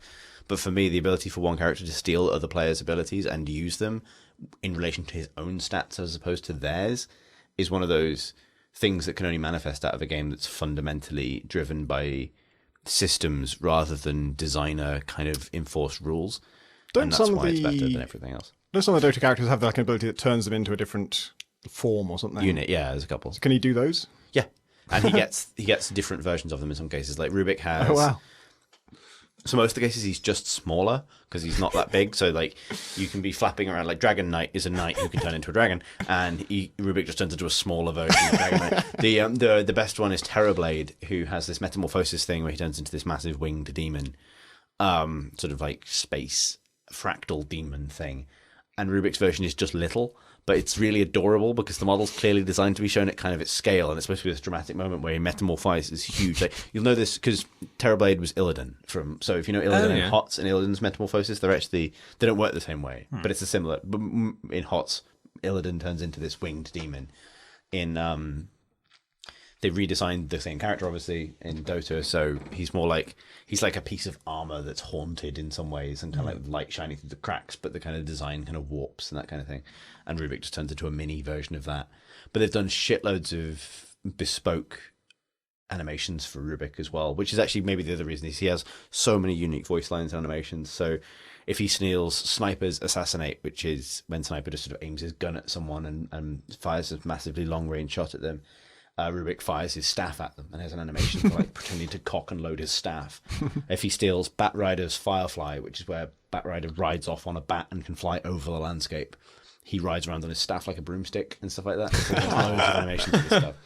I love stuff like this. It's so much work as a developer, but it's so great for the player if they notice it. In Red Alert 3, there was a Jeep that just kind of, if you put a machine gun guy in it, it would have a machine gun on top. And if you put a shotgun guy in it, it would have a shotgun guy on top. And it's clear that was like the high level concept. And then they started to think about, well, what if you put a dog in it? And it gets a loudspeaker on top. So it amplifies his bark, which stuns people. And they just thought of everything. Just anything you could feasibly put on the Jeep, they had a unique thing that it would do in response to that. And it was so cool. It's fucking rad. There's the one I've wanted them to do for years is, so there's a character called Naga Siren, who is like a siren. And her ultimate is the Song of the Siren, which puts enemies to sleep in a massive AoE, and she actually sings for the full duration that you're channeling it. She has this sort of like wailing Song of the Sea thing. She's a mermaid with swords. And Rubik can steal that, and if he uses it, it uses the same audio as it does for Naga Siren. I really want them to get Rubik's voice actor, who has a really weird voice, he's kind of like sort of like tricky wizard, to sing it himself really badly. Because that'd be fucking great. There's also one final fun fact is when they were testing Dota internally, I found this out when I visited Valve one time. Rubik, they had a player steal a big teamfight spell as Rubik and use it to totally destroy the enemy team while they were trying to do Roshan. To which the enemy team replied, apparently during their internal test, in all caps, F you, as in fuck you. And then when asked what they meant, they specified that they meant fun ultimates. And that's why sometimes if you steal an ultimate with Rubik, he'll go fun ultimates. It's because it's a reference to FU, which is, and that's what it kind of means. It's like, it's like Rubik rhyming slang for fuck you is fun ultimates. Stephen Song writes, Dear X and Y, I remember with vivid disappointment playing the text adventure of Hitchhiker's Guide to the Galaxy in the 90s. I was rather hamstrung by the fact that I am dyslexic, and the game didn't know what the hell I was trying to say. 20 years later, a mate mentioned it, and I got so excited at the prospect of playing it again. I now teach English for a living. If you're dyslexic, taking a job where you will be sacked if you can't spell, don't know the correct verb form, etc. is an excellent way to motivate yourself to conquer your disability. It feels like the decades of hard work have finally paid off. Have any of the podcast crew ever overcome disability and triumphed in playing a game? If not, could you recommend a decent gastropub, as all of your Indian restaurant reviews sound very informed? Thanks, Stephen. I thought it was a nice story. It is a nice story. Unfortunately, having been a bit of a dick isn't a disability. So. I was waiting for a twist where he goes back to play Hitchhiker's Guide to the Galaxy and finds that the game is just fucking bullshit. Like, one of the reasons it doesn't respond to what you want to do is it's just illogically programmed and doesn't respond to a bunch of very valid commands. In terms of Bath area gastropubs, the Checkers is very nice. Yeah. Excellent Sunday lunch. Also owned by the same people, I believe, as the Marlborough Tavern, which is also very nice. Prefer the Checkers personally, but yeah, although I did go there with my family, having bigged up how great it was, and I did give my dad really bad food poisoning. Oh shit! So, yeah. Well, it didn't poison my mum. No. Well, no. The times I've been tough. there, It's it was 1 great. point in each column. Yes, always go to the Food Standards Agency and check these places in advance. Yeah. But there's also the King William pub. It does quite fancy food. It's a bit. I don't really like the location, which is on Upper Bristol Road. Sorry, on the London Road. But the Garrick's Head does quite nice food. If you can tolerate the terrible toilets, the Garrick's Head is a very nice pub to eat food in. It is. Yeah. We used to go there all the time. We don't anymore. It's very small though. The problem that Garrick said. Yeah. Yeah. Bath pub facts. The podcast we never did. Ah, there you go. I'd love to have done that podcast. That'd be good. Too late now. Goodbye. Shuffle, Tom. Shuffle faster. A question mark with this one. I'm skipping a lot. Thomas Westergaard writes, your discussion of Tom Clancy's newest posthumous game, Rainbow Six Siege, reminds me in 2009 when I was training in close quarters combat. Jesus, sorry. Not the Metal Gear Krav Maga Jiu-Jitsu thing, but shooting people at people in cities. Shooting people at people? Yeah, I guess he fires people from his gun. The thing that stuck with me was the lethal open spaces and alleys were due to visibility and the tendency for bullets and ricochets to travel in straight lines. The way to circumvent that risk was to walk through walls and houses as much as possible, and it was done by breaking down and exploding your way forwards. So to answer your question, it's totally viable to bring a sledgehammer to a gunfight. And not to break the question format for you, do you think we have seen the last of Volition's geomod technology? We've probably seen the last of that Volition's geomod. I'm sure we'll see different things. In fact, we've mentioned this before in the podcast, how the Battlefield games always fell short of doing exactly what he describes there, which is a valid tactic when fighting within cities, which is to make your own pathways through it, usually by blowing through houses. And that's what we always wanted from Battlefield's destruction technology. In fact, there's a very good essay, I think. I probably won't be able to find this for the show notes, but I'll give it a go. I think it's on Building Blog about the Israeli armies. This before. Yeah, we've definitely talked about it before. Israeli army using exactly these tactics to avoid kind of kill zones within the streets by moving through buildings explosively. Yeah. Interesting to hear from someone who actually has, training in this area. Yeah, God, I didn't realize he was a killer. That's kind of crazy. He's also at, I don't know if he's killed anyone. Well, yeah, fair point. Sorry, Thomas. That is probably really a sore point. He also has very good music recommendations. If you go to our Discord channel and go to the music sub Discord, I don't know what you call it, but Disco, yeah. Thomas has been singly responsible for making me buy more albums this year than in any previous year, I think, probably. What a guy. What a guy. What Paul noises. Maloney. Right, so recently a mod was released, Bioshock Physics Unlocker, which finally fixed the issue with that game where objects using real physics were only displayed at 30 FPS, which is especially jarring when everything else is displayed at 60 FPS or greater. That someone did this 9 years after release is truly amazing, and made me reinstall and boot up the game again. Question: which such fix to an old favourite would you like to see? I'm thinking of a game that you thought was amazing but had some small technical problem that reduced your pleasure of it. Love the podcast. Regards, P. That is amazing. I remember that specific problem from Bioshock. It was so... I mean, I remember it being less than 30 FPS, but I'll take their word for it. Like, when anything ragdolled, you could tell the ragdoll was going at a different frame rate to the rest of the world, and it was really weird. It was just like, if the whole game was running at frame rate, it would have been less jarring. Like they almost should have capped the frame rate just to. I don't remember that at all. Neither do I. Maybe I played it on console. I don't know. It might have even. Now that I say that, maybe it was like not running optimally on my machine, and therefore maybe the physics always runs at half the speed of your frame rate or something. But yeah, it's amazing it's fixed. So I think if there's like, I mean, there are games that I would probably replay if they were more fixed. But well, there's obviously the famous Dark Souls community has always fixed those games when they came to PC. that's true. There's Durante, I believe, is the name of the Durante.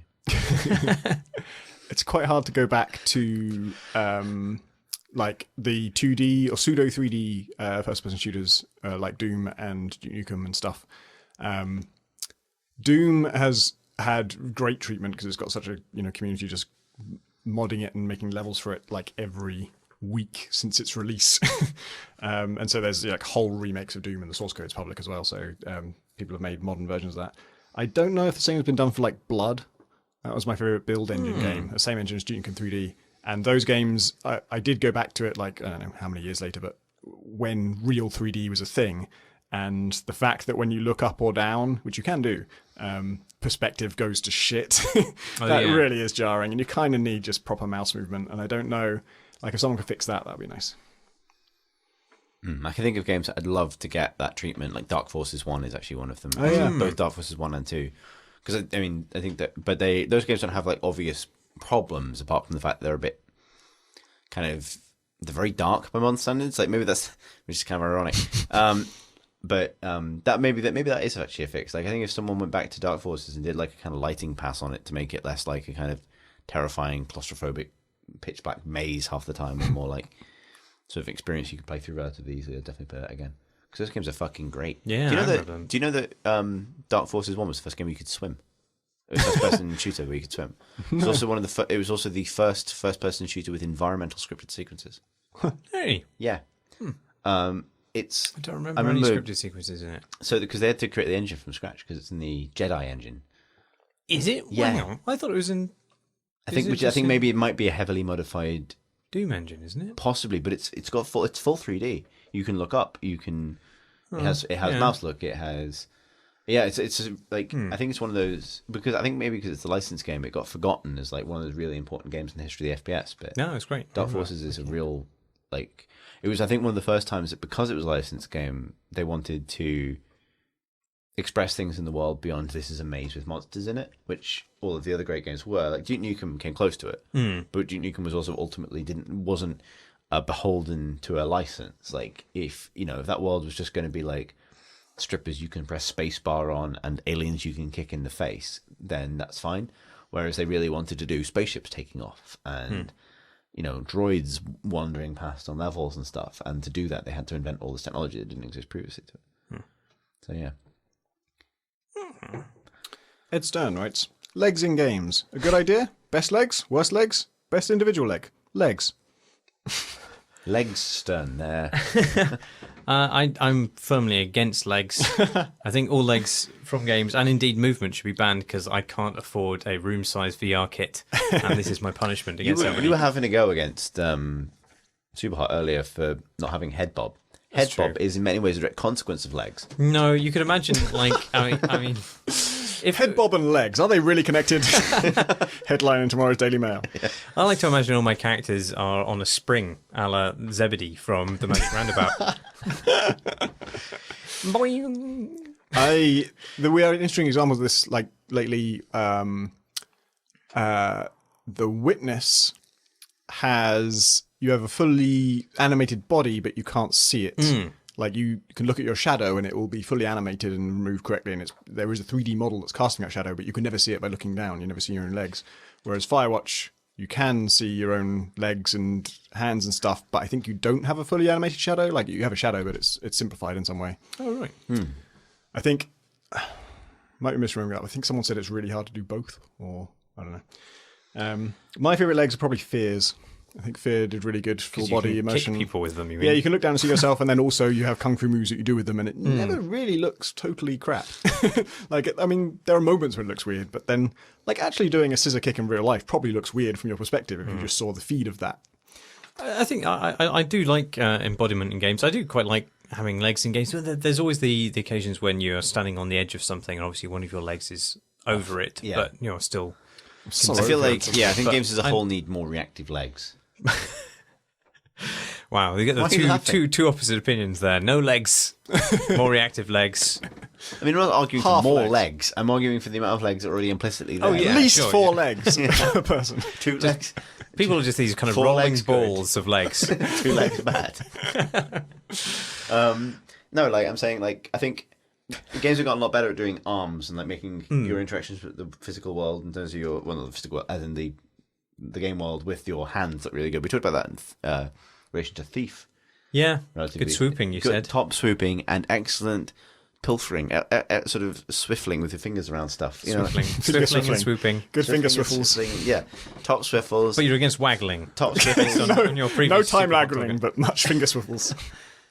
I don't know if I've ever spoken out against waggling, Marsh. I don't know. Yeah, wasn't that you're complaining at Superhot? People who Yeah, I waggle mean, in Superhot. that's full body waggling. Okay, I think right. any decent person would be I tell you against what, full body I've been waggling. trying. I full body waggle. Richard I'm and not ashamed of I it. are trying to promote the pastime of waggling post victory in Rainbow Six Siege. So when the kill cam shows the final kill of the match or the final moments of victory, it shows a good waggle to all the remaining teammates who are, have passed. What does on to the waggling next look one. like in this context? Do you spin around on the spot or strafe? Or? Just waggle the mouse around wildly, preferably, and then Rich will type that waggle Oh, well, that seals the deal. into the. I think as Thomas case they didn't know, would it tell was us, intentional. this is standard procedure for all military personnel. The kill confirm waggle. Yeah, with his sledgehammer, No one's arguing waggling. that. But what I'm saying is, You don't want to waggle just to waste time. and also you don't want to waggle with when I talk about full body waggling, Yeah. I am talking about full body waggling, not the individual swiffling of the fingers of a thief man. No. Or This any has other gone to a appendage. bollocks place very quickly. And that's presumably because in first person games you're looking at your hands most of the time, right? You don't want to Whereas swivel to a only a bollocks pedant looks for their own legs. There's a big difference between the sort of the view model of your hands in games where you can see your hands and the actual model of what your hands are doing in the kind of game world. And if you have a multiplayer game, they're often two completely different models, and they have to make 2 sets of animations and 2 sets of everything, even models themselves, to make it so that people looking at you doing the thing see you doing a fairly natural thing, and then from your perspective it also looks natural. And Brendan Chung, the developer of 30 Flights of Loving, I want to say 40 Flights of Loving for some reason. That's the sequel. And He it's hasn't sequel, announced it. 99 Fights for Loving. Is messing around with prototyping, merging these two things and having it so that your in view model is the same as your out of view model. I don't know if it's for any particular purpose or game, but you've got something looking pretty convincing. I have a feeling that one of the Rainbow Six games might have done this, because You've seen GIFs of it where they've revealed the original models. It certainly happens in Mirror's Edge, the first one. I remember seeing GIFs of Faith's model as she is seen from first person, but in third person. Yeah. And it looks fucking weird. yeah, Because obviously bits of her are really weirdly stretched. But I think maybe more broadly, in terms of just the first person experience, Mirror's Edge is one of the few games that successfully kind of includes, God, how do I say this? Includes your legs in the equation. yeah. They touch things. They touch things and they react Touch many to stuff, things. and Yeah. they seem to actually be connected to the surface you're on. Whereas most games, legs are almost the hardest thing to get right, because even though hands and fingers do more complicated stuff, your legs are the things, your feet have and to legs, touch they the have world. to be correctly touching the environment you're standing on at all times in order for it to not look fucking weird. And presumably, and don't test me on this right now for really obvious reasons, as you're moving around, your legs are probably doing more subtle adjustments to how you're standing, the surfaces you're standing on. And all that has to be stuff that when you're looking at other people, your brain picks up on without even thinking about it. I do regularly find that things like jumping animations and walking animations are where more often than not, like the kind of perceived stiffness of a computer game character really comes across. Like more than what they're doing with their upper body, it's always what's kind of going on with their legs. Do you see Andy Kelly's screenshots of his experiments with Deus Ex Human Revolution for his Other Places series? He's trying to like mod the camera so that he can, I don't know, divorce the camera from the player in some way to get better shots, and that means seeing what Adam Jensen looks like in third person when he's just walking around the world, and he's just sort of like hideously bent double in like a gross way, so his legs just hang out of his chest. It's great. That's what I'm saying. Hideously bent double, legs growing out of his chest. We'll miss Marsh. Theta Waves 90 writes us a question on the forum, which no one has done since July. Hello, cans and can openers. I've been following your podcast since the first episode and very much enjoyed your collective perspective on the gaming industry. Your philosophical meanderings and inebriated revelry make for a thoroughly engaging listen. Procreative gushing aside, this post does amount to a question. With the recent surge of VR devices of varying complexity, I found myself thinking of older cyberpunk musings on the object of such devices. In particular, there is a series of novels, cringingly named Net Force, under the Tom Clancy brand, which detail the fantastical exploits of a group of teenagers who traverse the Netscape. Seriously? Netscape. They navigate Netscape, is that what they do? Yeah, they navigate Netscape. Using full-body suits that allowed for complete immersion within the digital domain. Netscape. Now, whilst the quality of the series doesn't quite live up to the rose-tinted retrospection of nostalgia, it did touch upon some rather interesting points. One of the key features of such technology was the ability to experience the complete sensory feedback from a virtual environment, even to the point of feeling pain. One character discovered a game that had the player reliving the final moments of the Vesuvius eruption, from which ensued a casual discussion regarding the searing sensation of burning lava and the cloying effects of volcanic ash. My questions are, what experiences would you find most enjoyable to be immersed in that are inherently difficult or outright impossible to obtain in real life? And to what extent would the tangible experience of pain within a virtual world be conducive to a particular game mechanic? And, considering current games, what would be the worst experience you could imagine being wholly immersed in? Sorry I rambled on a bit. I look forward to many future podcasts from you wonderful folks. I don't know. Maybe like certain survival games could benefit from like mild pain. There are some things that... No. They already create mild pain. There are lots of things that we voluntarily do in life that involve some element of pain. Exercise. That are still pleasurable. I think the addition to pain to any of the kind of current game setups we have would be terrible. I think all of the games we currently play would become the worst possible nightmare where pain... What if like you were a regular like soldier, but you had psychic abilities, but each of your psychic abilities hurt to use? So it was kind of like up to you whether you were willing to make that choice. Like, he had to listen to a loud sound or something. Like, I would actually go for like, not pain, because I think that would never fly, but like, if for example you had VR that could do smell, and I was playing Kingdom Come in 3D, I'd like to actually smell like, for everywhere to smell like shit. That's the dream, obviously. You know what I mean? Like where it would be uncomfortable and kind of unpleasant, but kind of like ultimately kind of true to the experience, but maybe not personally painful. Yeah. Like, or like, you know, I'd be okay with heat, that kind of thing. Like I'd be okay with, you know, the cockpit of my spaceship is on fire, so it feels a bit warm, but not actually I'm being burned. Like, I'd like to be slightly burnt. Not disfigured. But like, it would be great to go near a fire in a virtual world and have to stop because, you know, you start to experience pain. Not like serious pain, but just uncomfortable. The thing is, putting a hand on a radiator, right? That's right. Not when that happens, you don't think, "Oh, my day is ruined now because I experienced that pain." It's just a warning sign. It's just like, that's too hot. Yeah, but at the same time, that means you are attaching to your body devices that have the potential to cause that pain. Yeah, they could go wrong. Yeah, that's what I'm getting at. So yeah, I don't think pain, no. But like stuff that may be potentially uncomfortable, yes. Haptic feedback is about as far as I'd go, I think. I don't even like the rumble on a 360 pad.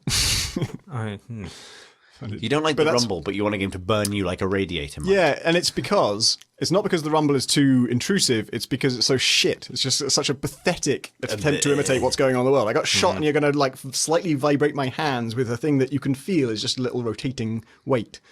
Rumble bad, Swiffle good, Waggle the jury's out. Time Waggle, I'm pro Waggle. And we're unconclusive as to whether head bob is tied to legs. Tough on legs, tough on the causes of legs. That's the podcast title. That's all the questions we have time for. All the legs that we have. If you would like to send us a question for a future episode, then you can email us at questions@crateandcrowbar.com. Once per year, you are permitted to leave a question on the forum at crateandcrowbar.com/forum. You can also tweet the Crate and Crowbar account on Twitter at Crate and Crowbar. If you'd like to hang out with the community to discuss video games with them and play video games with them and so on, you can do so on our Discord channel, which you can find a link for in the sidebar of the website at crateandcrowbar.com. There are a bunch of people. This episode will come out on Friday, the 4th of March, I think, and there are a whole bunch of Crate and Crowbar folks heading to the PC Gamer Weekender.